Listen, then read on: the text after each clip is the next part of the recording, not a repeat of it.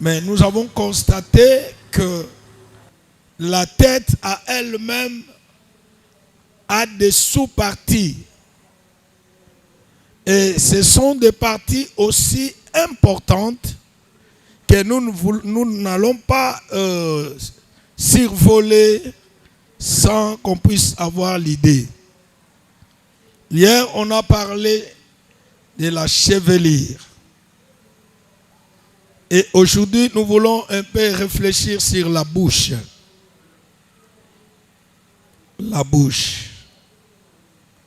Si on aura le temps, on peut ajouter les oreilles ou bien les yeux. On va voir. La bouche, c'est une partie essentielle de la tête qui se place au bas du visage, qui a des parties visibles, des parties externes qui sont les lèvres. Il y a des lèvres, mais à l'intérieur, nous avons aussi d'autres parties essentielles sans lesquelles la bouche ne saura fonctionner. Il y a la langue, il y a la dent. La Bible n'a pas vraiment beaucoup parlé de dents, mais elle a beaucoup plus parlé de la langue. Amen. Parce que sans la langue, l'homme sera muet. Et en entièreté, si l'homme n'a pas la bouche, cet homme sera un muet. Amen. Est-ce que vous me suivez? Comme tu es là, on peut prendre un exemple ou bien faire l'expérience avec toi ici. On prend seulement le scotch. On appelle quelqu'un ici. On met le scotch sur les deux lèvres. On l'enferme. Alors on lui demande de dire un peu papa. Est-ce qu'il saura le dire? Tu vois?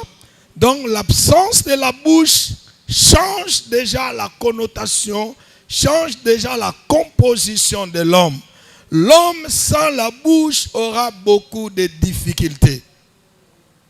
L'homme sans la bouche risque d'être un handicapé. L'homme sans la bouche, il sera incomplet. L'homme sans la bouche, c'est difficile qu'il puisse évoluer. Vous allez constater que la bouche est très capitale pour l'homme. C'est par la bouche qu'on doit découvrir les pensées du cœur de l'homme. C'est de l'abondance du cœur que la bouche parle. C'est que la bouche aide le cœur à exposer ce que le cœur a comme matière. N'est-ce pas? Alléluia.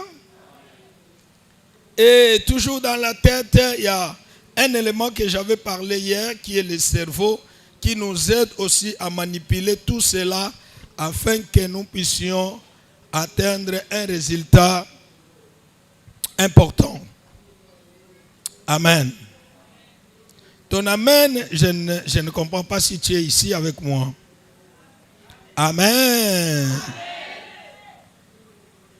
Alors, quelle est l'importance de la bouche? Qu'est-ce que la bouche fait pour l'homme? On va le voir rapidement. Premièrement, la bouche, comme je l'ai dit tantôt, aide l'homme à parler. Ce que l'homme parle sort de son cœur. Amen. Donc si l'homme n'a pas la bouche, c'est difficile qu'il parle. Deuxième rôle de la bouche. La bouche nous aide à manger et à boire.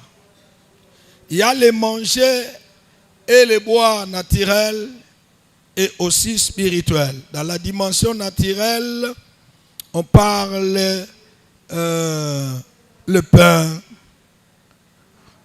la nourriture. Mais la Bible dit que l'homme ne vivra pas seulement de pain. C'est-à-dire qu'en dehors de la nourriture naturelle, il y a aussi une nourriture spirituelle. Qui parle de nourriture spirituelle sous-entend aussi une bouche spirituelle capable d'avaler la nourriture spirituelle. Jusque-là, je me fais comprendre. Alléluia. Donc, ici, lorsqu'il s'agit de la bouche physique ou naturelle, elle nous aide à manger. Elle nous aide à boire. Donc, si tu n'as pas une bouche, même si tu es affamé, il est difficile que tu manges. Il est difficile que tu boives.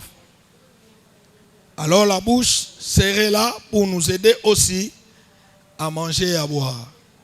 Je pense qu'avant de venir ici, si ce n'était pas un état de gêne, tout le monde allait déjà bouffer quelque chose avant de venir. C'est la bouche qui nous aide à consommer cela. Amen. La bouche, c'est aussi une clé.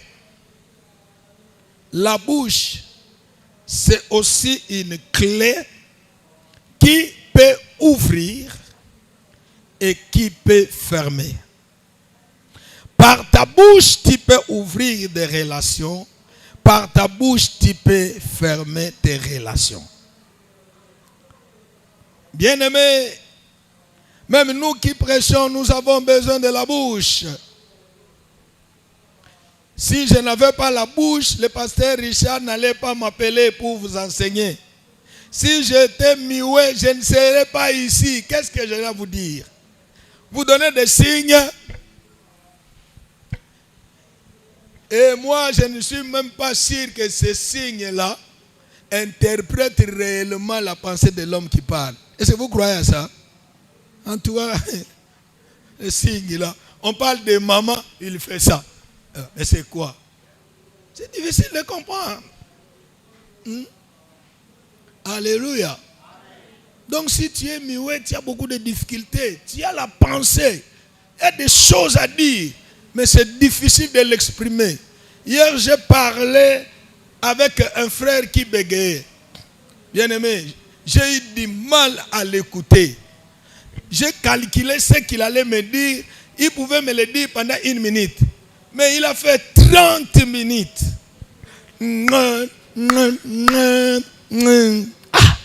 J'ai dit, Seigneur, la bouche, c'est une clé. C'est pourquoi il faut savoir bien parler. J'insiste, il faut savoir bien parler. Moi, je pense que les premiers jours, quand je suis venu ici, par l'invitation dans le cadre de Sangomalam, si je ne savais pas parler, et que je bégayais, et que je n'arrivais pas à bien parler de la part de Dieu, vous n'allez même pas retenir mon nom. Je n'allais même pas revenir ici, n'est-ce pas? Oh, n'est-ce pas? C'est ça.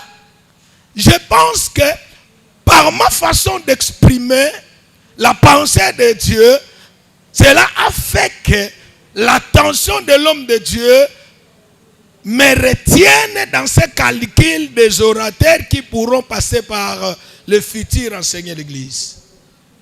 Bien-aimé, lorsque tu as l'occasion de parler, il faut bien